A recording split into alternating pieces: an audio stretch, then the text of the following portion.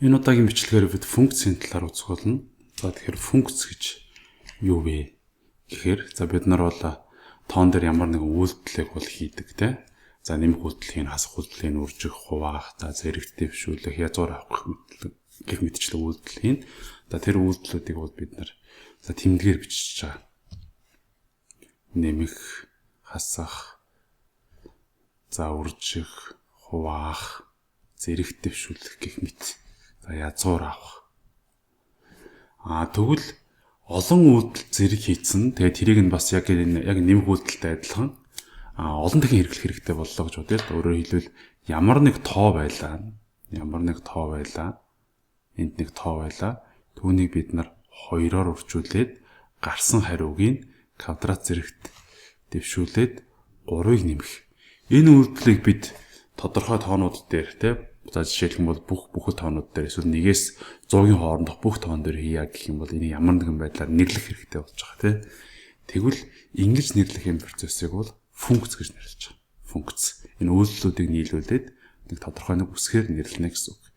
Тэгэхдээ функцээ оролт гаралт гэж бас хоёр хэсэг байна. Өөрөөр хэлбэл үгс үг гэхээр яг хэдийн тоог өөрчлөх гэдэг байгаа. Тэр тоог яаж өөрчлөх гэдгийг бол ийм хэлбэртэй бичнэ. Энэ бол жишээ нь f гэдэг нэртэй үйлдэл байна. 2-оор үржүүлээд квадрат зэрэгцүүлээд 3-ыг нэмдэг. Энэ лөө орж байгаа тоог нь бид нар x гэж үзэх юм бол энэ юу хийдэг вэ гэхээр энэ функц. За x-ийг 2-оор үржүүлээд дараа нь гарсан хариуг квадрат зэрэг дэвшүүлээд үүний дараа 3-ыг нэмдэг. За үүнийг бол f гэж нэрлэе. Энийг бол бас эсвэл fx функц гэж нэрлэнэ гэсэн. fx гэдэг нь бол f функц гэж нэрлснээс нэг ялгаа байхгүй. Оролттой хамт нэрлэж байна гэсэн үг. За тэгэхээр энэс гадна дахиад өөр нэг функц байж болно. Зар болон функц гэж болно. Бид нар одоо үсгээр нэрлэх юм бол h y гэдэг функц байж болно. За жишээ нь энэ яах вэ гэхээр y-ыг 3 дахин x гээд 7 гасдаг функц гэх мэтчлэн за эсвэл l a гэдэг функц байж болно.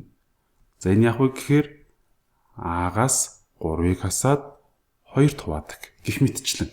Ийм байдлаар бид нар бол функцүүдийг бол зохиож болно. За тэгэхээр функцийг бид нар өмнө нь яаж дүрсэлдэг байсан бэ гэдгийг эргээд санах юм бол за бид нар бол функцийн машин гэдэг. За ийшээ эндээс орж байгаа гэн бол x.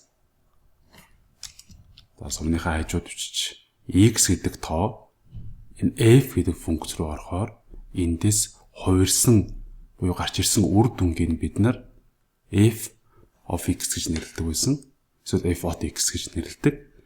За тэгвэл энд яг ямар үйлдэл хийгээд байгаа юм бэ? Хайрцан дотор юу болоод байгаа юм бэ гэдгийг нь болохоор бид нар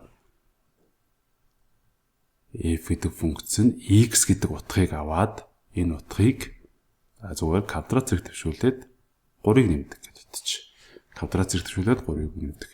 Тэгэх юм бол энэ лөө бид нар x гэдэг утга оруулах юм бол эндээс гарч ирэхдээ f x маань x квадрат дээр нэмэх нь 3 болно гэсэн үг. Харин ийшээ бид нар x-ээс өөр тоо оруулж болно шүү дээ. X-ээс нэгээр их тоог оруулчлаа гэж бодъё. Энэ функц руу оруулсан. За энэ ногоо юм лугаал оруулаад байгаа шүү. Би дээр зурцсан болохоор доор нь бол ингээд арай өөр сумаар зураад байна. Тэгэх юм бол энэ яах вэ гэхээр орсон утга маань бол f(x) дээр нэмэх нь 1. За энэ утгыг бид нар x дээр нэмэх нь 1-ийг квадрат зэрэг дэвшүүлээд 3-ыг нэмсэн байна. За ингээд ийм байдлаар бол хувирна гэсэн үг. За тэгэхээр ийшээ бас ер нь x гэдэг нь өөрөө тоо шүү дээ тийм болохоор энд бид нар x-ийн квадрат дээр нэмэх нь 7 гэдэг ч юм. Ийм тоогч бас ийшээ оруулчих болно. Тэгэх юм бол энд яах вэ гэхээр ялгаагүй функцээр орохоор орж байгаа оролт маань л ингэж солигдож байгаа гэсэн үг тийм. Гаралтын хувьд бол оролт маань x квадрат дээр нэмэх нь 7 юм бол x квадрат дээр нэмэх нь 7-гийн квадрат дээр 3-ыг нэмнэ л гэсэн үг. За ийм л үйлдэл хийхийг бол одоо функц гэдэг байна. Мэдээж энэний хойдолд одоо жишээ нь жоохон өөрчлөж хэдүүлээ. Энэ функц. Яг тэгэхээр энэ дээр бас хүүхдүүдийн жоохон ойлгомжгүй байдаг хэсэг болохоор за багш нэг арилгаж хагаад функцээ жоохон өөрчилж үзүүлье. За энэ дээр шууд нэмээд бичиж 3x дээр нэмэх нь 1 гэж бичиж. Тэгвэл одоо ийшээ хэдүүлгийн орж байгаа оролт маань за а-гаас хасах нь 3-ыг хуваах нь 2 гэдэг тоог орууллаа гэж үү. А-гаас 3-ыг хуваах нь 2. А маань мэдээж тоо шүү дээ. Одоохондоо мэдэгдэхгүй болохоор хариулт нь нэг иймэрхүү юм гарч ирлээ. Иймэрхүү тоо гарч ирлээ. Тэрийг энэ функц руу оруулахаар эндээс юу гарч ирэх вэ гэхээр x квадрат гэж байгаа юм чинь а-гаас хасах нь 3-ыг хуваах нь 2-ын квадрат тэгээд нэмэх нь 3-ыг үржих нь энэ дэгаа x бол энэ оролтыг л илэрхийлж байгаа шүү дээ тий f x гэдэг энэ оролтыг илэрхийлж байгаа. За би энийг арилгаж хагаад fx бичих мартчих. Тэрийг хамт бич. Энэ бол f а-гаас хасах нь 3-ыг хуваах нь 2 гэсэн энэ функц нь бол а-гаас хасах нь 3-ыг хуваах нь 2-ын квадрат дээр нэмэх нь 3-ыг үржих нь а-гаас хасах нь 3-ыг хуваах нь 2. Тэгээд нэмэх нь 1 болно гэсэн. За хэлэх гээд байгаа ойлгох гээд байгаа үндсэн санаа юу вэ гэхээр энэ бол оролтын квадрат нь байна.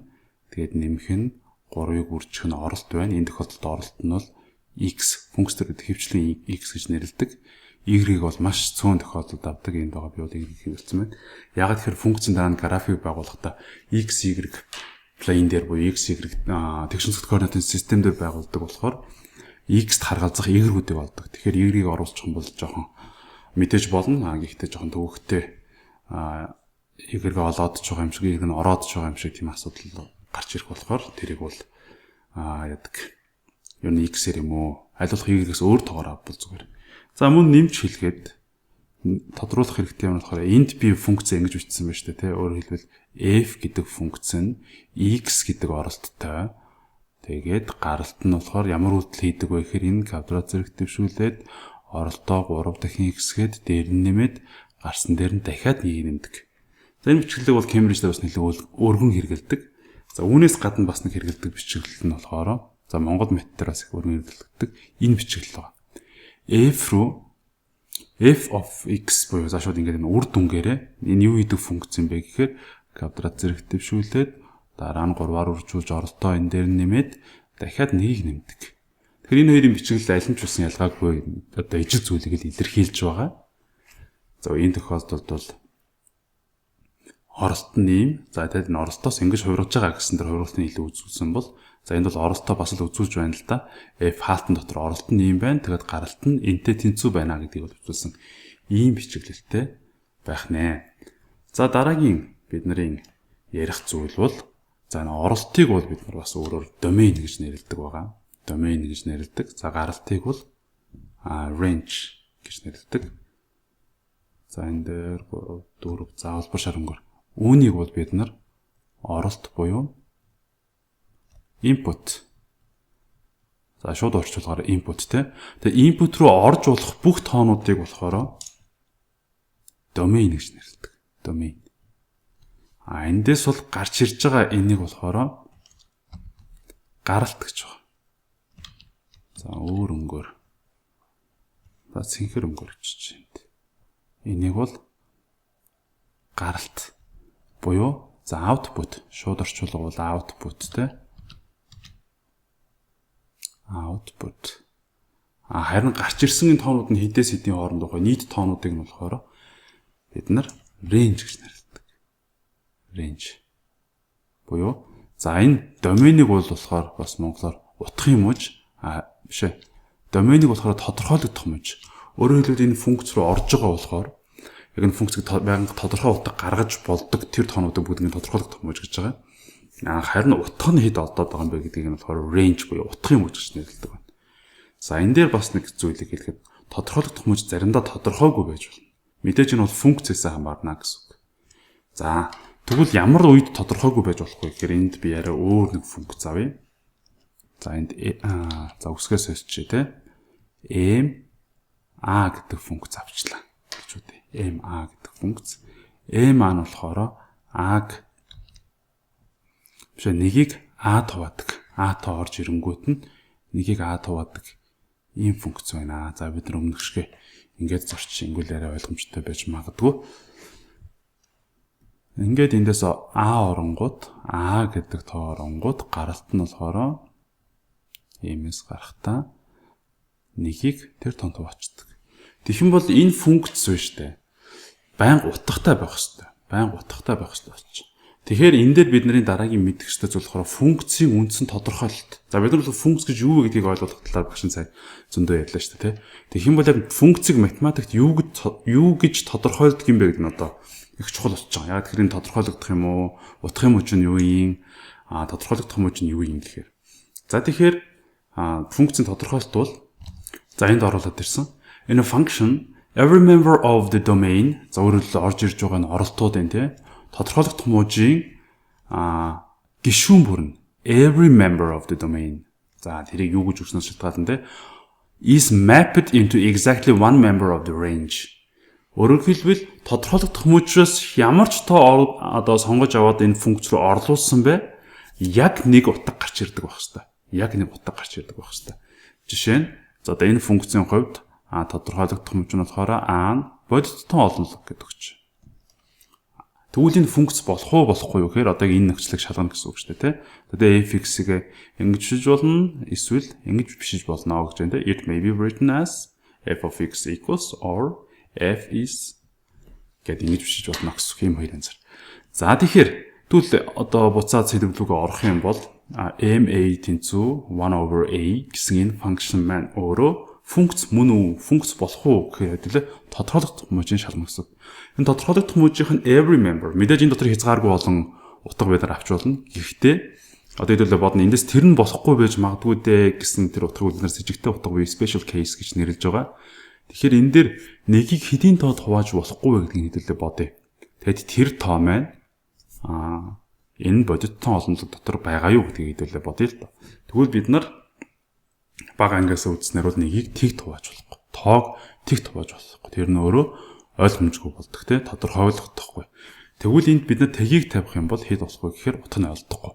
Өөрөөр хэлбэл one member of our domain те тэг чинь манай гишүүн мөн шүү дээ те доменийн гишүүн мөн үүнийг орлуулахад утгын мужид дээр нь exactly one member of the range олдох хэрэгтэй байхгүй юу? Тэнэлээ холбогдох хэрэгтэй. Өөрөөр хэлбэл хариу гарч ирэх хэрэгтэй гэсэн үг mapped into. Тэр утга гарч ирэхгүй байгаа болохоор энэ функц бол бодит тоо олонлог дээр одоо энэ relationship те энэ харьцаа бол бодит тоо олонлог дээр функц болохгүй байна гэсэн. Тэгэхээр энэ бол А нь тгээс ялгаатай үед л функц болно гэсэн. Яг өгөгдсөн энэ domain дээр бол энэ function болж чадахгүй байх нэ. За ийм байдлаар тодорхойлох нь. За энэ дээр илүү дэлгэрэнгүй аваад ямар тохиолдолд функц болох вэ, ямар тохиолдолд функц болохгүй вэ гэдэг талаар хэдүүлээ дараа нь өөр бичлэг дээр ярий. Энэ бичлэг мэтэрхий урдуулах гоод байгаа болохоор дараагийн хичээл дээр хэдүүлээ функцээ өргөжлөж үзье.